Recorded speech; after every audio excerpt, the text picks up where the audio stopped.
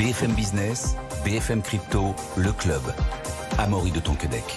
Bonjour à tous, c'est le club BFM Crypto, soyez les bienvenus. Bitcoin, valeur refuge, d'accord, mais valeur refuge de quoi Il a perdu 10% de sa valeur le week-end dernier suite à un événement géopolitique. Il n'a donc pas réagi positivement, l'or s'est mieux comporté et on va tenter de comprendre pourquoi. Ensuite, faut-il opposer or et Bitcoin? Et enfin, y a-t-il un rapport entre Bitcoin et la souveraineté nationale? Pour en parler, j'ai le plaisir de recevoir Alexandre Stachenko. J'ai le plaisir également de recevoir Louis-Alexandre de Froissart. Bonjour Louis. Bonjour Amaury. Toujours associé fondateur de Montaigne Conseil Patrimoine. Bon, en vous ayant tous les deux sur ce plateau, là aujourd'hui c'est pas BFM Crypto, c'est un peu BFM Bitcoin. Voilà, on aurait pu renommer cette émission comme ça aujourd'hui. Louis-Alexandre. Souveraineté. Je voulais juste dire un petit peu sur la souveraineté avec un exemple actuel. Pourquoi la Russie est le deuxième ou troisième mineur de Bitcoin dans le monde? Pour une question de souveraineté, elle avait des obligations de l'État américain. On lui a piqué. Là, au moins, en ayant ses propres bitcoins qu'elle a minés elle-même, elle a une question de souveraineté sur ses réserves de change. C'est aussi la Russie dans les top 3 des producteurs d'or. Comme par hasard, on se rend compte qu'il y a des réserves, c'est le 5e pays en termes de réserves d'or. Donc, vraiment, quand on parle de souveraineté, on parle vraiment d'un sujet de géopolitique majeur. En parlant de géopolitique, justement, il y a eu des événements malheureux ce week-end et le Bitcoin a perdu 10% de sa valeur en quelques heures, donc n'a pas réagi positivement à cela. Il y a tout un débat qui est ressorti, mais finalement Bitcoin n'est pas réellement une couverture, en tout cas contre le risque géopolitique. On voit que l'or, Louis-Alexandre, a réagi différemment. Est-ce qu'on peut faire un petit comparatif déjà un peu factuel de la réaction qu'il y a eu entre l'or et le Bitcoin ce week-end? Alors, factuellement, on peut dire que quand on zoome absolument sur le moment où ça se passe, d'un côté, les marchés ouverts, c'est quoi? C'est que les cryptos. Donc la crypto qui représente l'or monte très fort, corrige un petit peu, alors que tout le reste du marché crypto baisse et Bitcoin baisse également. Donc sur la nouvelle, il y a effectivement une décorrélation. Enfin, quand on regarde la corrélation entre les deux actifs, Alexandre le rappelait tout à l'heure juste avant l'émission, on est à 0,94 entre les deux, 0,97 même, de corrélation dès qu'on prend un temps un tout petit peu plus long, de quelques mois. Donc ce qui veut dire quand même qu'on a deux actifs qui sont extrêmement corrélés. Mais il faut revenir déjà pour comparer. Alors effectivement, là ils sont très corrélés, mais comment est-ce qu'on peut expliquer une réaction différente des deux face à un événement géopolitique majeur? À très court terme, là on dézoomera, mais à très court terme, là ce week-end, comment on peut expliquer ça? Là, Alexandre a une remarque que je vais laisser développer sur la réserve de valeur. Je pense que là, il a une très bonne réponse pour expliquer ce point-là. Et moi, je vous réexpliquerai après. Je ferai déjà un petit comparatif entre les deux, parce que c'est très important aussi, quand on parle de ces choses-là, de voir de quel univers on parle, de quel montant on parle. Aujourd'hui, effectivement, il y a une confusion qui est souvent faite entre les concepts de réserve de valeur et de valeur refuge, qui ne sont pas exactement la même chose. Il y a dans l'idée de réserve de valeur une idée de long terme. Une idée de protéger son épargne et de ne pas revenir tous les jours voir si la volatilité est de X ou Y. Le but, c'est un horizon de détention à 5, 10 ans, 15 ans, 20 ans, et de se dire, j'ai la certitude ou la quasi-certitude que quand je reviendrai dans 10 ans parce que j'ai un projet important dans ma vie, j'aurai pas perdu 25% de mon pouvoir d'achat. C'est ça la réserve de valeur, c'est de préserver son patrimoine sur le temps. Donc dans la réserve de valeur, on n'inclut pas des choses comme un événement géopolitique, parce que ça peut perdre 10%, mais si c'est une réserve de valeur, en fait je m'en fiche, je suis même pas en train de regarder, je regarderai dans 10 ans, donc ça ne m'intéresse pas. Par contre effectivement le côté valeur refuge, là on a déjà beaucoup plus la dimension événement extrême. Est-ce que lors d'un événement extrême, les gens se ruent vers cet actif-là?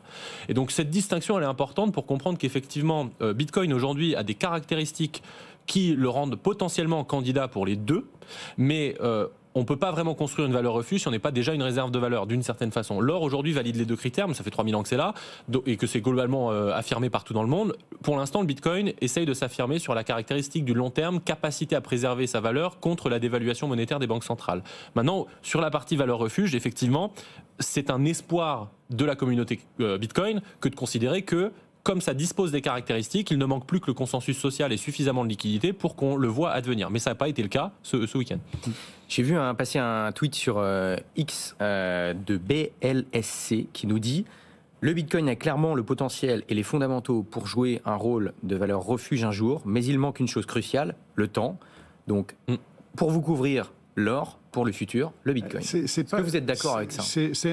Quand on voit les Trusonomics qu'il y a eu en Angleterre, où il y a un gros stress qui se passe en Angleterre sur la dette et sur les taux d'intérêt anglais, eh bien, le record d'adoption de Bitcoin sur un week-end en Angleterre, c'est ce moment-là. Donc en fait, dans tous les événements monétaires, dans tous les événements financiers, Bitcoin a une réaction, une très bonne réaction, une surréaction positive. Là, on est sur des éléments géopolitiques. C'est même pas l'or qu'on va regarder. Il faut regarder les taux des taux américains. Et les taux américains, c'est le flight to quality, c'est ça, dans la finance, on le connaît bien, c'est on va chercher l'obligation en dollars parce que c'est ça la vraie sécurité.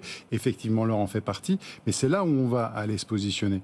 Et donc, sur Bitcoin, aujourd'hui, c'est pas tellement le sujet quand on est sur un événement géopolitique. Mais économique, on l'a déjà eu. J'ai vu aussi, toujours sur X, un thread intéressant passé de Grégory Raymond, cofondateur et directeur de la recherche de The Big Whale, qu'on reçoit ici régulièrement dans cette émission. Il dit notamment, mais est-ce que ce ne serait pas une valeur refuge contre la dépréciation des monnaies et l'endettement des États? Et finalement, le Bitcoin a des propriétés intéressantes pendant les conflits armés, notamment le transfert de fonds sans intermédiaire. Mais le but, finalement, est-ce que ce ne serait pas simplement la couverture face aux dégradations de l'économie? Si, et il y a la macroéconomiste américaine Lynn Alden, qui est très intéressante, qui a écrit le livre Broken Money, que je recommande. Elle mettait en avant que la chose avec laquelle le Bitcoin était le plus corrélé, c'était l'augmentation de M2, donc la masse monétaire. Et donc effectivement, en fait, on a tout dit quand on a dit ça. C'est que, d'une certaine façon, et Yves Choueifati le résume autrement par une formule que je trouve très intéressante, c'est qu'il ne propose pas de comprendre la thèse de Bitcoin, il propose de comprendre l'antithèse de Bitcoin. Il dit en fait, si vous pensez que les banques centrales vont redevenir orthodoxes de manière durable, alors vous avez une antithèse de Bitcoin. Vous n'achetez pas de Bitcoin. Sauf que, en fait, quand on dit ça, on comprend, tout le monde sourit autour de la table. Il y a une forme, tout le monde sait que ça ne sera jamais le cas. Les banques centrales ne peuvent pas redevenir orthodoxes de manière durable. Elles sont piégées par la croissance infinie, la fuite en avant. Elles doivent revenir, mais on n'a même pas atteint le taux d'inflation cible qu'on est déjà en train de discuter de rebaisser les taux. C'est impossible. Donc tout le monde le sait. Donc en fait, c'est beaucoup plus intéressant de le voir sous le côté antithèse, parce que d'un seul coup, la thèse de Bitcoin devient beaucoup plus crédible. C'est que si on croit cette antithèse, c'est qu'on n'a pas regardé l'actualité depuis un certain temps. Louis-Alexandre, les banques centrales achètent de l'or. Est-ce que vous y croyez un jour que potentiellement elles achèteront du Bitcoin? Alors déjà, des banques centrales le font, puisqu'on sait que les Russes achètent du Bitcoin, ou en tout cas font en sorte de le miner. Ce qu'il faut, juste pour terminer sur les événements, quand vous avez un marché qui est ouvert 7 jours sur 7 et H24, comme le marché des cryptos, il est normal qu'il réagisse à tous les événements.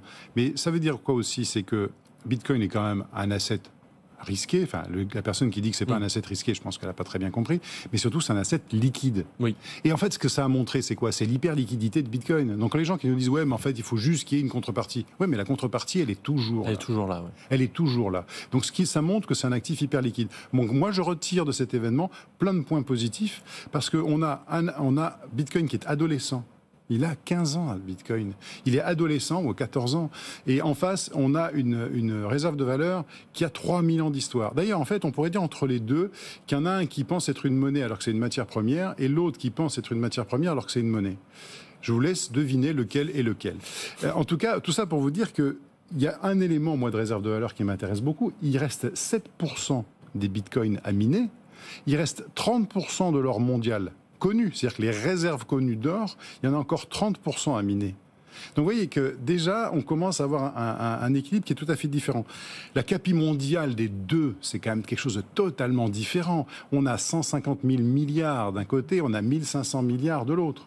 On a un marché qui est de l'ordre des échanges de 20 milliards par jour, avec des pointes à 35, et de l'autre côté, on a 180 milliards d'échanges de papier. Donc en fait, on se rend compte qu'on compare deux marchés et on compare deux actifs ou deux agrégats économiques qui sont franchement différents. Moi, je suis bluffé par quand même cette résilience, cette liquidité, cette capacité à absorber les chocs, parce qu'on n'a pas eu un moins 50. Enfin, dans le bull run précédent, on prend un moins 40 dans une journée. Non, mais effectivement, il faut bien remettre les choses en perspective. On parle du moins 10% de ce week-end, mais sur un an, on est à plus 110%. Donc, quand on dézoome, on voit que ça résiste bien. Mais Louis-Alexandre, justement, au lieu d'essayer de les opposer, de les comparer, est-ce qu'il ne faudrait pas les associer, finalement? Oui, c'est ça qui est assez intéressant, parce que quand on regarde les pays producteurs, les 3 premiers pays producteurs d'or et les 3 premiers pays producteurs, entre guillemets, de Bitcoin, eh bien, on trouve pour l'or la Chine, l'Australie, la Russie, et on trouve pour le Bitcoin, les États-Unis, la Chine et la Russie. Alors, je ne vous l'ai pas tout à fait dans l'ordre parce qu'on a quelquefois du mal à savoir exactement comment se situe chacun. On trouve dans 2 cas de figure la Chine et la Russie qui est dans les 2 premiers classements. Donc c'est ça qui est assez intéressant. D'autre part, moi je me rappelle quand j'ai commencé à m'intéresser à Bitcoin, ce qui avait attiré mon attention, c'est Silk Road. Je me suis dit, tiens. Je sais pas ce que tu fais dans ta vie. Non, mais ça va attirer mon attention parce que je me dis, si c'est... En fait, tu sais, les Audi étaient utilisés par les malfrats parce que les airbags se déclenchaient un peu plus tard, mais ils se déclenchaient tout le temps. Donc ça leur permettait d'avoir... Donc souvent, les gens qui sont dans de l'enjeu majeur, quand ils font des choix, c'est des choix solides. Donc je me suis dit, tiens, s'ils font ce choix de cette monnaie chez Silk Road, c'est qu'il y a là peut-être des caractéristiques que j'avais pas perçues. Alors c'est pas pour ça qu'on est allé sur Bitcoin, mais en tout cas c'était une caractéristique qui était intéressante. Et donc quand en 2015, sur Bordeaux FinTech, on parle de Bitcoin, on commence à m'interroger, on se dit mais qu'est-ce que vous pensez de Bitcoin? Donc j'ai étudié un peu avant de raconter des conneries. Et en 2016, test d'investissement, je dis écoutez, structurellement dans les portefeuilles on met 5% d'or. Je pense que ça vaut le coup qu'on s'interroge sur mettre 1 ou 2% de Bitcoin à la place de l'or dans cette poche-là. Pourquoi? Parce que je comprends tout de suite qu'il y a cette émission de 21 millions, je comprends tout de suite que c'est une monnaie déflationniste, et il faut savoir qu'en 2016, on est depuis 8 ans dans la création monétaire continue. On entre dans les taux négatifs. On entre dans les taux négatifs. Autour de ces dates-là. Et donc, on quitte l'orthodoxie monétaire. Quand on quitte l'orthodoxie monétaire, enfin aujourd'hui, si vraiment l'or était libre d'appréciation, il ne serait pas à 2500, à 2400 $ l'once, on serait à 5000 ou 6000. Il y a des intérêts qui fait que l'or ne monte peut-être pas aussi vite. Mais donc, vous voyez, c'est venir déjà avoir un complément pour le même sujet, mais sur le moyen terme. Vous savez très bien, Amaury, qu'un placement de bon niveau, c'est un placement qu'on est capable de regarder de temps en temps par rapport à son horizon. J'ai un horizon d'investissement de 10 ans, comme le disait Alexandre tout à l'heure, je ne vais pas le regarder tous les jours ou toutes les semaines. Effectivement, c'est bien de faire cette comparaison-là. Alexandre, vous vouliez parler de comparaison entre valeur refuge et les deux, comment dire, suivant le court et le moyen terme. C'est-à-dire qu'en fait... Oui, c'est ce que j'ai dit tout à l'heure, c'est la réserve de valeur. Voilà, entre valeur refuge et réserve de valeur. Alors, c'est difficile de comparer or et Bitcoin, sachant qu'ils n'ont pas du tout le même âge, on l'a redit tout à l'heure. Mais aussi, on l'a reprécisé, le Bitcoin est coté en temps réel. Donc, par rapport à ce qui s'est passé ce week-end, c'est un des seuls actifs finalement qui cotait quand il s'est passé ce qui s'est passé. Mais notamment, il y a un token, j'ai oublié le nom. Pax Gold. Voilà, le Pax Gold qui, lui... ce token est indexé sur le cours de l'or. Ouais, et lui, qu'est-ce qu'il a fait par rapport au... C'est un stablecoin or. Alors, j'ai plus le chiffre exact de mémoire. Il a bien. Mais comment il s'est comporté? Plus 10, il a pris, plus 11 sur l'instant. Et après, il termine à plus 5 dans un marché rouge d'à moins 15. Donc finalement, qu'est-ce qu'on peut en conclure? C'est-à-dire que finalement, le Bitcoin était bien dans le rouge et lui était quand même dans le vert. Ouais, oui. Il y a eu un mouvement qui était anti-corrélé, clairement. Après, Pax Gold est quand même sacrément moins liquide que l'or, donc il faut moins d'argent pour le faire bouger à la hausse, évidemment. Donc c'est pour ça qu'il y a eu recorrection derrière. Maintenant, c'est pour ça que je dis, quand on dézoome 30 secondes, et quand je dis 30 secondes, en fait, c'est on regarde sur 5 jours. Je suis même pas en train de demander de regarder sur 10 ans. L'or, sans parler du Pax Gold, il est à plus 2%. On n'est pas sur plus 25% pendant que le Bitcoin perd 25%. Non, donc oui, il y a eu un mouvement anticorrélé, je le répète tout à l'heure.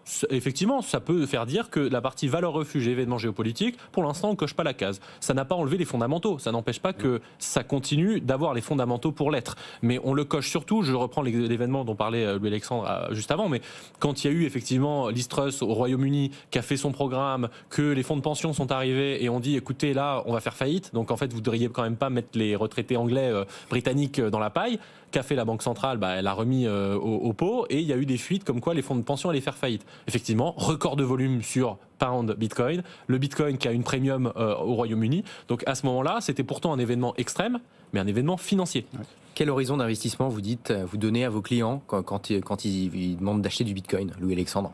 En fait, nous, on vise au moins entre un cycle et demi, minimum un cycle, 4 ans, et idéalement 2 cycles, 8 ans. Voilà, si on pense que c'est des cycles de 4 ans. D'ailleurs, il y a des petites anecdotes assez sympas. Vous savez qu'avec 3 Napoléons, les 20 francs or, eh bien, on achète une vache en 1900. Et aujourd'hui, combien de Napoléons pour acheter une vache?